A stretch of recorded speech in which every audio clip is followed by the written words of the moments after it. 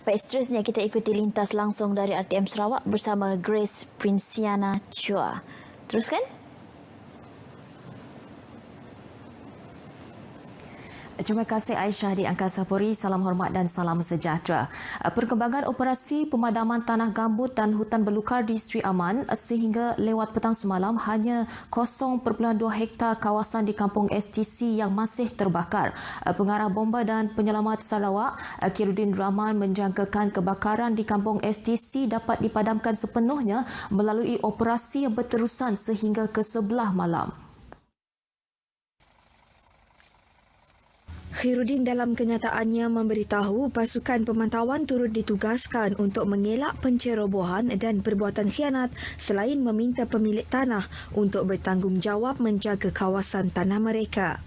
Sementara itu, hasil pemantauan di kawasan Jalan Kejatau Lingga, kebakaran bertumpuk melibatkan kawasan seluas 4 hektar daripada keseluruhan 246 hektar yang terjejas. Pesawat bombardier CL-415 juga telah selesai melaksanakan waterbombing di beberapa sektor kawasan di Jalan Kejatau Lingga dengan melakukan 18 sorti melibatkan sejumlah 108,000 liter air.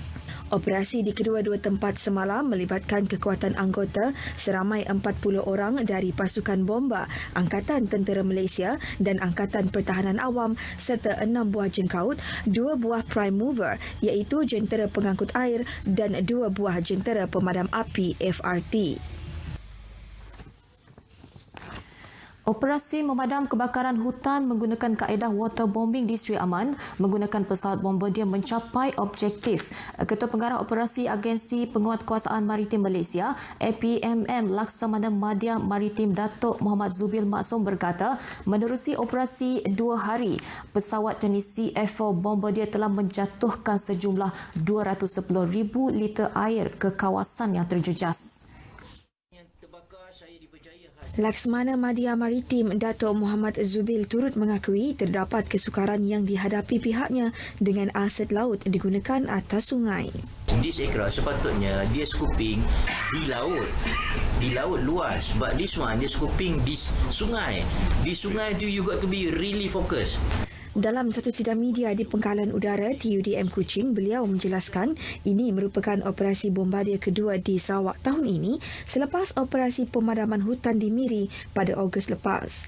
Beliau menambah meskipun tugas utama APMM penguatkuasaan di laut, namun berikutan bencana alam, aset udara yang mampu mengangkut 6 tan air satu-satu masa itu harus beroperasi. Jabatan Bomba dan Penyelamat Malaysia JBPM Miri menerusi unit udara bomba dan penyelamat akan berlepas ke Mulu hari ini bagi operasi memadam kebakaran hutan simpan klif Batu Bungan berdekatan Taman Negara Mulu yang dilaporkan terbakar pada Ahad lepas.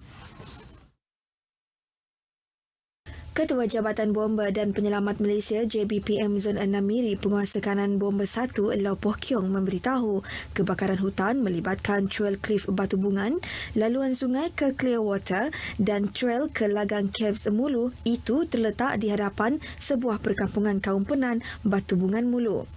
Jelas beliau, setakat ini keluasan kawasan yang terjejas belum dapat dipastikan berikutan akses ke lokasi hanya menggunakan helikopter bomba, manakala sumber air yang terdekat adalah Sungai Tutoh atau Kuala Melinau. Sehingga semalam, api telah memusnahkan kawasan lereng bukit di Batu Bungan Mulu. Taman Negara Mulu yang mempunyai keluasan sebanyak 55,000 hektar itu mempunyai pelbagai spesies hidupan flora dan fauna. Kerajaan negeri terus memperkukuh hubungan dagangan antara Sarawak dan China. Ketua Menteri Datuk Patinggi Abang Johari Tun Openg memaklumkan negara tembok besar itu merupakan rakan dagangan utama Sarawak berikutan prestasi dagangan import dan ekspor yang meningkat setiap tahun. Jelas Datuk Patinggi Abang Johari, pada tahun 2017, nilai perdagangan antara Sarawak dan China mencatatkan 15.8 bilion ringgit, sementara bagi ekspor 10.1 bilion ringgit, manakala import merekodkan 5.7 bilion ringgit. Peningkatan ini terbukti apabila tahun 2018 nilai dagangan meningkat kepada 18.91 bilion ringgit yang mewakili 13.1 bilion ringgit jumlah keseluruhan nilai dagangan di Sarawak. Daripada jumlah itu, ekspor mencatat 12.07 bilion ringgit manakala import 6.8 bilion ringgit. Ekspor utama negeri adalah LNG dan produk petroleum, kelapa sawit, perkayuan dan produk bukan kayu dan komponen elektrik. Ujar beliau, hubungan Sarawak dan China bukan sahaja dalam bidang ekonomi turut sama menjalin kerjasama dalam bidang pendidikan dan kebudayaan. Beliau menambah dengan populasi penduduk lebih 1 bilion penduduk, sudah tentu ia menjadi pasaran utama Sarawak dalam memasarkan produk makanan seperti durian, nanas dan ikan empurau. Beliau berucap pada resepsi ulang tahun ke-70 Founding of the People's Republic of China di Kuching. Teks ucapan beliau dibacakan oleh Menteri Kerajaan Tempatan dan Perumahan, Datuk Dr. Sim Kui Hian. Sementara itu, Konsulat Jeneral Republik China di Kuching, Cheng Guangzong menzahirkan rasa berterima kasih atas kolaborasi kukuh dalam beberapa bidang antara China dan Sarawak. Beliau juga menyeru agar Sarawak terus menjadi pengekspor produk makanan ke negara itu berikutan permintaan pasaran yang tinggi. Hadir bersama memeriahkan resepsi berkenaan yang di-Pertua Negeri Tun Pehin Sri Abdul Taib Mahmud dan isteri Tuh Puan Datuk Petinggi Ragat Kurdi Taib. Forum Rangkaian Kraft Dunia 2019 menerima penyertaan memberangsangkan daripada bandar-bandar di persada antarabangsa yang mendapat pengiktirafan sebagai bandar kraft dunia.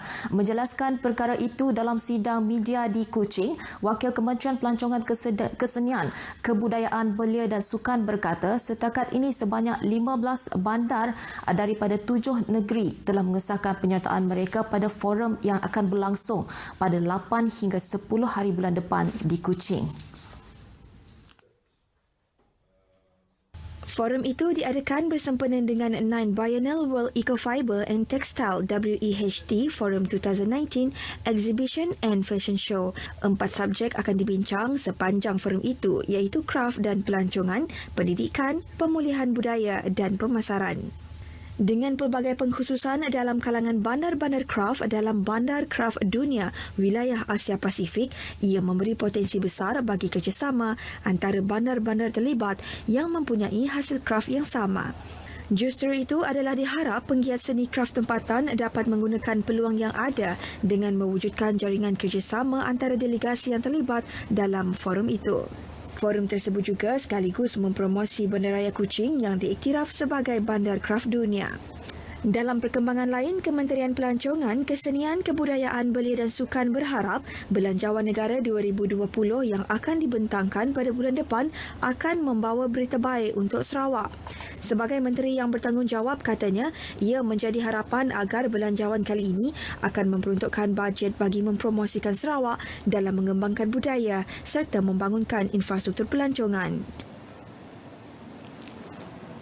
Setakat ini dahulu berita dari Sarawak untuk N7 pagi ini. Untuk berita seterusnya kembali kepada Aisyah di Angkasa Puri. Silakan.